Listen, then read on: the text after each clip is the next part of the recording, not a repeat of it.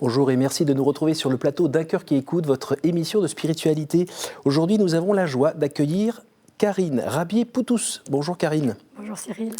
Alors certains vous connaissent comme auteur de romans, d'autres comme traductrice des romans du Canadien O'Brien, j'ai oublié son prénom, Michael O'Brien, qui avait écrit notamment Le Père Elijah.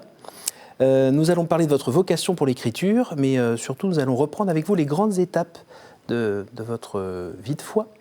Juste avant, je vais vous demander de sacrifier à la tradition en nous lisant un extrait ou un passage que vous avez choisi. D'accord, alors je vais vous lire un petit passage qui est en exergue de ce livre dont nous parlerons sans doute. Nous réalisons que ce que nous accomplissons n'est qu'une goutte d'eau dans l'océan. Mais si cette goutte d'eau n'existait pas dans l'océan, elle manquerait. Mère Teresa. Alors vous avez mis ça en exergue de votre livre qui s'appelle « Une soif de plénitude » d'H.E.C. à Mère Teresa. Donc une soif, et là vous parlez d'une goutte. Est-ce que vous pourriez un petit peu nous faire le lien ? Oui, la question est... Bravo. Alors Dites-moi pourquoi vous avez choisi ce passage de Mère Teresa en exergue de votre livre. D'abord, je voulais lui rendre hommage, évidemment. Et puis, je trouve qu'il y a dans cette petite phrase qui est très Mère Teresa, un antidote, un incroyable antidote pour l'esprit du temps. Je trouve qu'on est quand même dans une période qui a un peu tendance à tout mesurer à l'aune des chiffres et des pourcentages et des grandes choses plutôt. On vaut un peu ce qu'on gagne, on vaut, si on est écrivain, le nombre de bouquins qu'on a vendus. Enfin, les chiffres ont une énorme part, je trouve, aujourd'hui. Et donc, là, dans cette petite phrase, je trouve qu'il y a une sorte d'antidote à cette pression que ça met sur nous. Et donc, on apprend qu'on peut exister en étant juste une petite goutte, voilà. Mais une petite goutte qu'on est appelé à être dans un océan. Alors, c'est aussi une leçon d'humilité, je crois, et c'est peut-être, en fait, ce livre s'appelle « Une soif de plénitude », mais aussi d'H.E.C. à Mère Teresa. Oui, parce que c'est votre langage, justement, les chiffres, voilà, les statistiques et tout ça. Mais en fait, je dis, moi, Mère Teresa, je dirais, c'est les hautes études de la charité, ou alors l'humble école de la charité aussi. Et si ma vie ne s'est pas terminée dans les bras de Mère Teresa, comme on le verra, je pense qu'il était assez judicieux de faire effectivement ce basculement d'H.E.C. à Mère Teresa. Voilà, je crois qu'il y a plus de vie dans l'humilité que nous montre Mère Teresa que dans la superbe de nos grandes écoles. Alors ça, c'est cette expérience de H.E.C. évidemment, puis après vous avez travaillé un petit peu à l'international pour des grands groupes. Ça n'a pas tout à fait satisfait votre ambition, ça n'a pas satisfait votre aspiration à quelque chose de plus grand. Voilà, justement, peut-être ça n'a pas satisfait cette soif que je portais d'une plénitude, d'une vie avec un grand V, d'un bonheur avec un grand B, enfin de quelque chose qui avait un peu d'allure. Et je trouvais que finalement, alors que j'étais effectivement intronisée dans le monde des affaires par la grande porte, je ne trouvais pas mon compte. La voie royale, ce n'était pas finalement celle-là pour vous ? Pas pour mon bonheur à moi, en tout cas, non. Comment s'est fait le déclic ? Il y a un moment où tout d'un coup vous vous êtes dit, c'est pas ça ? Ah non, j'ai compris tout de suite dès mon entrée à H.E.C. que je m'étais trompée de voie. Oups. Donc, en fait, dès le premier instant, je me suis trompée. J'ai été aiguillée parce que j'étais une bonne élève dans un bon lycée avec des bonnes préparations. Mais il n'y a rien en moi qui est tellement attiré par le monde du commerce. Alors, il y a un moment où, dans votre livre, vous racontez une rencontre avec une Japonaise qui, tout d'un coup, vous pose une question qui... Oui, en fait, à l'occasion d'un stage d'H.E.C. de deuxième année, j'ai eu l'occasion de faire un stage dans la publicité. J'étais avec une stagiaire japonaise et qui m'a demandé si je croyais à la réincarnation. Et c'est vrai que ça a fait un premier électrochoc. J'avais 20 ans et jusque-là, je ne m'étais pas trop posé de questions, durant toute mon adolescence en tout cas. Vous avez plutôt ri au départ ? Oui, j'ai ricané, j'ai rigolé bêtement, très bêtement. J'imaginais mon grand-père qui était mort peu de temps avant, transformé en chat. Je trouvais ça juste complètement débile. Donc voilà, j'ai vraiment ri bêtement. Et finalement, ça a ouvert la porte de 10 années de réflexion quand même. Oui, parce que c'était vraiment une humiliation. Donc mon rire m'a fait un effet boomerang. Je me suis dit, tu es complètement idiote, tu ris de cette pauvre fille qui manifestement y croit. Tu sais même pas en quoi tu crois. Et voilà, et donc là, s'est ouvert la quête, la porte de la quête. Alors ce qui est étonnant, c'est que pendant ces 10 années, vous cherchez partout, sauf dans l'Église catholique. Exactement. En fait, je suis partie sur une mauvaise hypothèse. J'avais lu, grâce à cette japonaise, les œuvres complètes, si on peut dire, de Shirley MacLaine, actrice hollywoodienne, qui pose des postulats anti-Église assez fortement. C'est plutôt New Age ? Voilà, New Age. Et donc, selon lesquels, en fait, selon elle, et selon le New Age sans doute, l'Église a un peu falsifié toute la révélation. Et en fait, innocemment, comme elle avait une telle sincérité dans sa quête, je me suis engouffrée dans sa soif qu'elle avait. Et je suis allée un peu sur ses traces. Donc, un peu. En plus, il se trouve que j'étais au Japon. Puis après, donc ça a ouvert plutôt la direction de l'Orient pour moi. Et je pensais que l'Église, il y avait eu quelque chose, mais que la coquille s'était vidée avec le temps. Voilà. Je trouvais qu'il y avait clairement eu quelque chose. Il y avait une histoire de l'art incroyable, des beautés, mais je me dis, bon ben voilà, la coquille s'est vidée, donc cherchons ailleurs. Et en cherchant ailleurs, vous avez trouvé quelque chose ? Ben, pas grand-chose. Non, la moisson a été assez maigre finalement, 10 années. J'ai eu l'impression de me prendre quand même pas mal de claques dans la figure au fil du chemin, mais j'ai pas vraiment. J'ai trouvé des éléments, hein, je ne vais pas tout jeter, mais des éléments de paix, mais qui n'étaient pas de sagesse, voilà, mais qui n'étaient pas ce que je cherchais. Bon, vous l'aurez compris, je pense que je suis quand même un peu taillée dans la radicalité, donc voilà, il y avait cette soif au fond de moi de quelque chose d'autre. Notamment, j'ai un peu été voir chez les bouddhistes et j'avais le sentiment que l'aboutissement de la voie, c'était de se dépouiller de tout pour finir tout seul dans l'Himalaya. Et bon, c'était pas séduisant, ça, dans le côté radical ? Ben non, justement. Se fondre dans le grand tout et n'être plus rien ? Eh ben, étonnamment, en fait, c'était pas ma radicalité. Je crois que vraiment, ma radicalité, je la cherchais dans la communion et pas dans cette espèce d'héroïsme solitaire qui ne me parlait pas. Et quand on relit un petit peu ces 10 années, est-ce que finalement, il y a des petits points ou des personnes ou des événements qui font que, tranquillement, ça vous remet un petit peu dans l'axe pour... Ben non, en fait, non. En fait, mais je peux en prendre qu'à moi-même, hein, puisque j'étais partie du fait que de manière dans l'Église, je ne trouverais pas ce que je voulais, je n'ai pas cherché là. C'était hors l'Église le salut pour vous. Voilà, c'est ça. Alors c'est vrai que non, il y a un bémol qui effectivement, mais qui était donné au tout début du chemin. Au moment où j'ai commencé ma quête, j'ai eu peur justement de me damner parce que je me disais hors de l'Église, point de salut. Et donc j'étais allée voir j'étais à Tokyo à l'époque, une religieuse, une vieille sœur du Sacré-Cœur, une missionnaire, une femme extraordinaire, et qui elle avait vraiment été un phare pour moi. Mais dont j'ai compris le sens que 10 ans après. Mais pendant 10 ans, alors elle m'avait encouragée, on avait correspondu. Quand je suis rentrée à Paris, elle me disait aller à la messe. Puis j'ai essayé, mais ça ne me parlait pas. Enfin, j'avais plus aucune culture chrétienne. Voilà, et puis quelque part dans ma tête, probablement, je cherchais ailleurs. Donc ça ne me parlait pas, je n'ai pas trouvé. Et c'est que 10 ans après que... Alors, qu'est-ce qui s'est passé 10 ans après ? Alors voilà, 10 ans après, j'ai abouti à La Flatière, un foyer de charité dans un lieu sublime, voilà, face à la chaîne du Mont Blanc, un lieu dont on peut tous rêver, je crois. Et là, c'était pour une retraite, alors une retraite dans l'Église catholique. Entre-temps, il s'était passé une chose énorme familialement, c'est que j'ai une seule sœur dont je suis très proche, parce qu'on a 11 mois d'écart.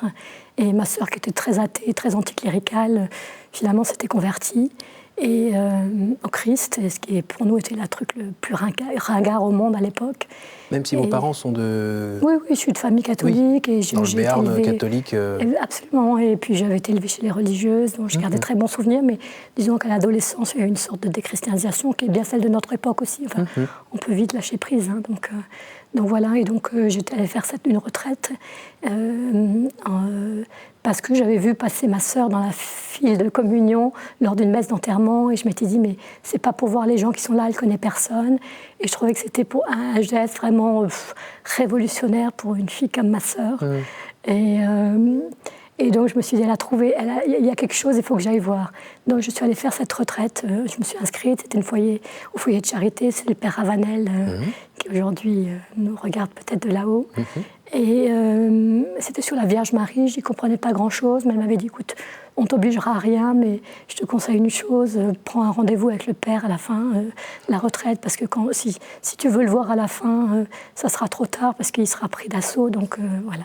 Donc j'avais pris ce conseil à cœur. Et puis au milieu de la retraite, c'était le mercredi des cendres, on nous a proposé de jeûner. Et moi qui avais toujours jeûné, parce que dans les traditions, toutes les traditions orientales, j'avais vu qu'il y avait du jeûne, donc c'était quelque chose que je faisais facilement, donc je m'étais engouffrée dans la proposition. Et il se trouve que la nuit qui a suivi, donc le mercredi soir, j'étais malade comme un chien, je vomissais.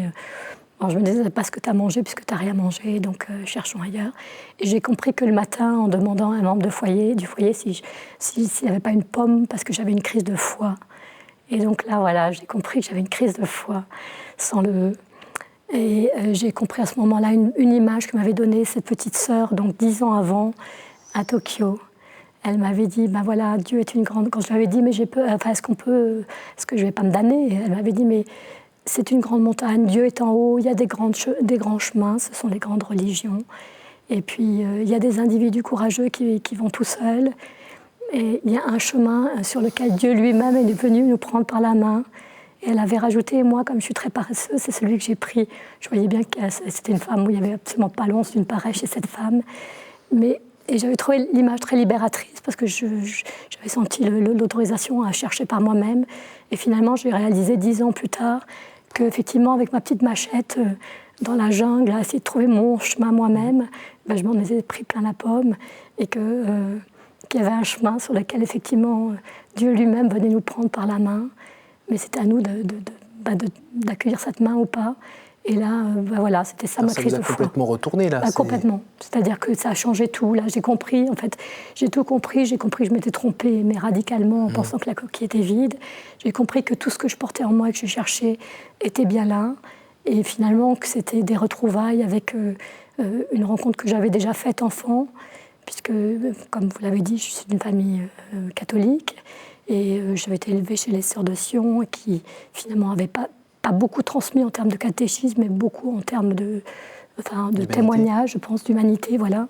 Et petite, je me revois encore, je priais, je parlais à Jésus, comme à vous, avec encore plus d'intimité. Donc voilà, finalement, c'était des retrouvailles. Alors, ces retrouvailles, c'est la fête.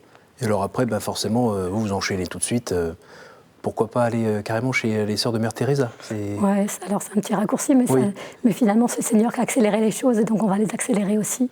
Et donc finalement, 3 ans, pas tout à fait 3 ans après ma conversion, entre guillemets, en tout cas mes retrouvailles avec Jésus, eh bien, je suis partie effectivement chez les Sœurs de Mère Teresa.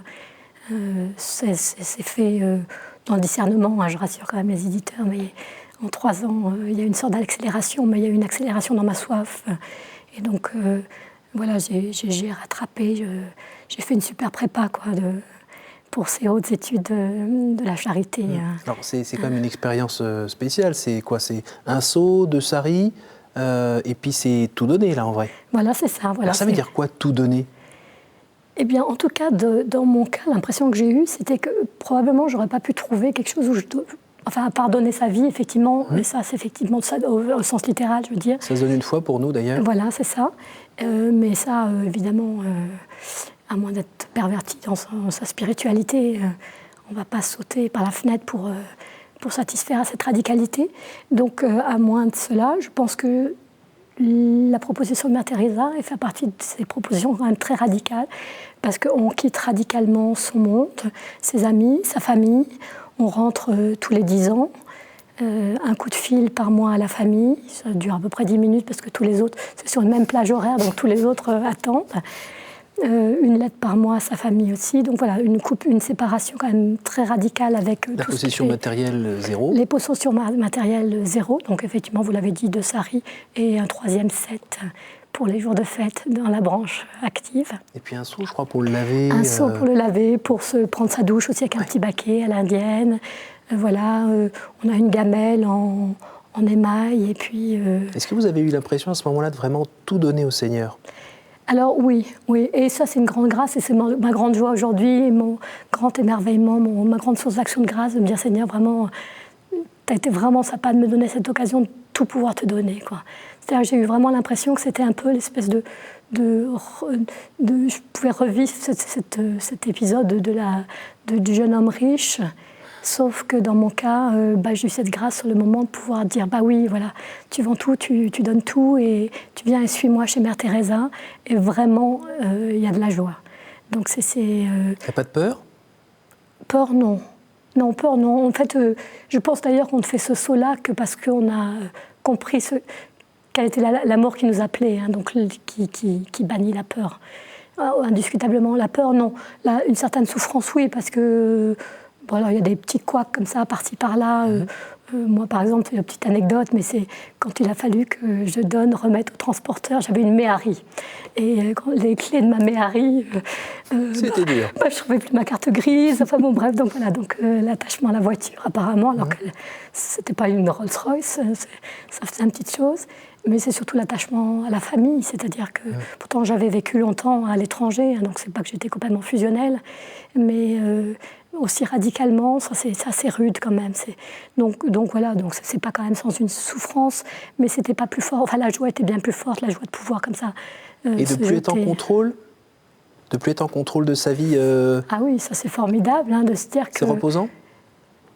Une fois qu'on l'a fait. Quelque part, c'est un peu comme dans les montagnes, aussi reposant que des montagnes russes.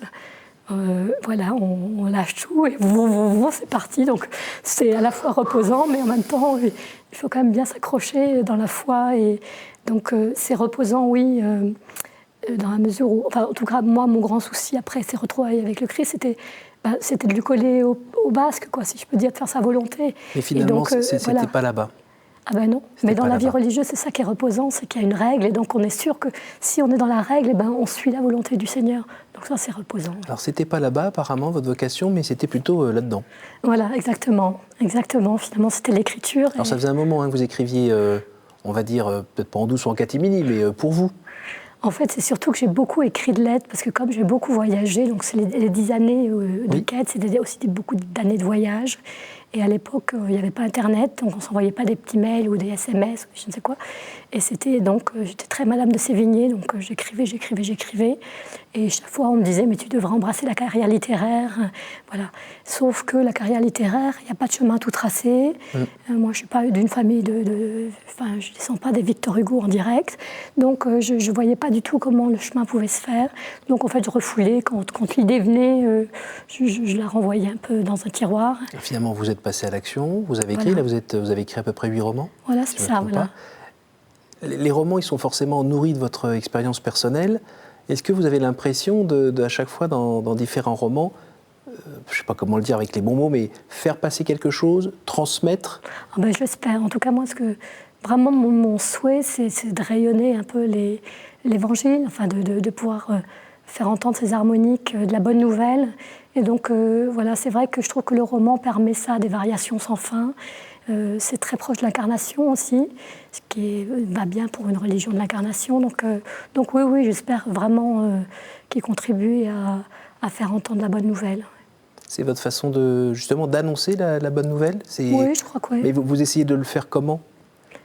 Écoutez, moi, en fait, quand je suis sortie de chez Mère Teresa, parfois on me demandait dans une interview, on me dit alors voilà, vous avez passé 3 ans, maintenant vous écrivez, alors pourquoi ça n'a pas marché? Alors je disais mais c'est pas que ça n'a pas marché, pour moi, j'ai jamais vécu ça comme une rupture.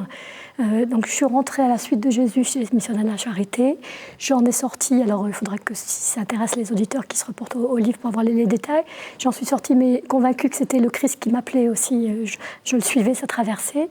Et donc voilà, cette vocation à être missionnaire. Alors, Mère Teresa, elle disait, on est des porteurs de l'amour de Dieu. Et je pense que voilà, c'est ça ma vocation profonde. Je reste missionnaire de la charité au sens je crois que c'est notre vocation à tout chrétien. Hein. On n'est pas fait pour garder ce qui est reçu pour nous. Donc, et je crois que par l'écriture, on peut le faire. En tout cas, je l'espère et j'ai le sentiment que oui.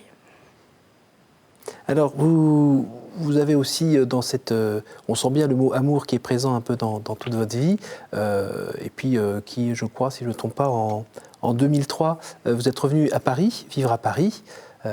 J'ai bien aimé d'ailleurs en lisant dans le livre où vous redécouvriez, enfin, vous goûtiez cette chance d'avoir autant d'endroits où pouvoir aller à la messe, où pouvoir adorer le Christ présent, que vous aviez un peu moins présent dans d'autres coins de France. Ça, c'est assez touchant dans votre livre. Et dans les différentes sortes d'amour, il y a aussi évidemment l'amour humain. Vous pouvez nous parler un petit peu de ce qui s'est passé dans votre vie, de cette rencontre ? Alors oui, je vais rendre hommage alors à mon mari, et puis je vais en profiter pour rendre hommage aussi aux amis qui me l'ont présenté. Parce qu'effectivement, donc ma vie m'a été rendue. En partant chez Mère Teresa, c'est un appel au célibat et ça ne me posait pas de problème. En revanche, en rentrant dans le monde, je m'étais demandé, je m'étais dit, bon ben voilà, Seigneur, qu'est-ce que tu veux faire ? Et puis quand j'ai compris, bien accompagné, que ma voie passait par l'écriture et restait dans le monde, j'ai bien compris aussi que dans le fond, je n'étais pas faite pour être seule, justement. Et voilà, qu'une âme sœur serait bienvenue. Mais comment faire, hein, c'est une grande problématique de notre époque. Alors demandez, vous recevrez, voilà, c'est ça ? Exactement. Et donc finalement, je l'ai porté dans la prière. Et un beau jour, j'ai une amie qui avait été avec moi chez les sœurs de Mère Teresa, qui s'était mariée avant moi, qui m'a dit, écoute, mon mari veut te présenter un ami. Donc voilà, ils ont organisé un petit dîner. Et puis jackpot, 2 mois après, même pas 2 mois après, mon mari, enfin celui qui est devenu mon mari, me demandait en mariage. Et j'ai dit pas oui, n'importe oui, où, oui. Hein. Et à Massabielle, à la grotte de Lourdes, sachant qu'on peut dire aussi aux spectateurs que ces 2 noms, j'avais pris dans la vie religieuse chez Mère Teresa le nom de Sœur Massabielle. Et donc voilà, c'est la grotte de Massabielle. Oui, c'est exactement. Je trouve que c'est Marie et c'est pas très loin de chez moi. Voilà, c'est le même terreau. Ça a été long avant qu'il n'arrive dans votre vie ? Mon mari ? Oui. Entre le moment où je suis rentrée de chez Mère Teresa et notre rencontre, il y a eu 3 ans, un peu plus de 3 ans, puisque oui, c'est ça, 3 ans et demi. Et puis ensuite, donc 2 mois pour dire oui. Ça a été un peu une épreuve de foi ou pas, ces 3 ans et demi ?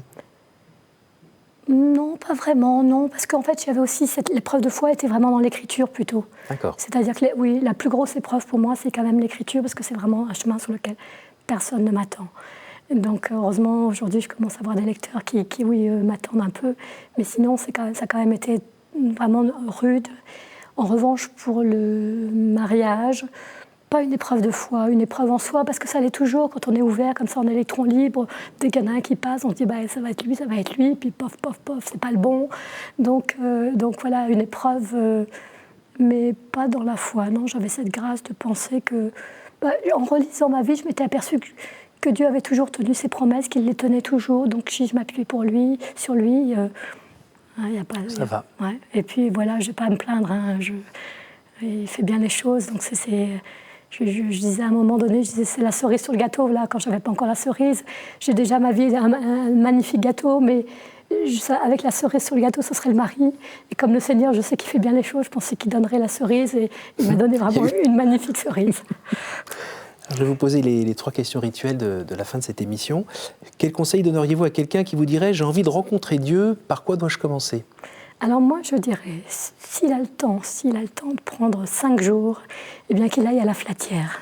Je crois que j'ai entendu tellement de témoignages là-bas, j'y été à d'autres occasions, de gens de tous horizons, qui avaient la foi, qui ne l'avaient pas, qui étaient traînés par leurs époux, par leurs petites copines, par je ne sais quoi, ou simplement par la providence, mais ils ne savaient pas encore le hasard, et qui ont fait la rencontre. Donc si quelqu'un a une petite envie alors qu'il court à la Flatière, vous trouvez les coordonnées sur Internet très facilement. Et qui continue à tenir au-delà des 3 jours. Quand tout d'un coup, au 3e jour, voilà. ça bataille un peu. Marie est là, donc elle donne toutes les grâces pour tenir. Quel est votre héros, votre saint, la personne que vous trouvez admirable ? Bon, on va comprendre que je ne pouvais que rendre hommage à Mère Teresa. Il y en a d'autres, hein, j'aime beaucoup Saint Vincent de Paul. Mais bon, voilà, Mère Teresa, c'est vrai qu'elle a été importante pour moi et d'une façon qui m'échappe un peu, elle le reste. Au jour du jugement, qu'aimeriez-vous que Dieu vous dise, Karine ?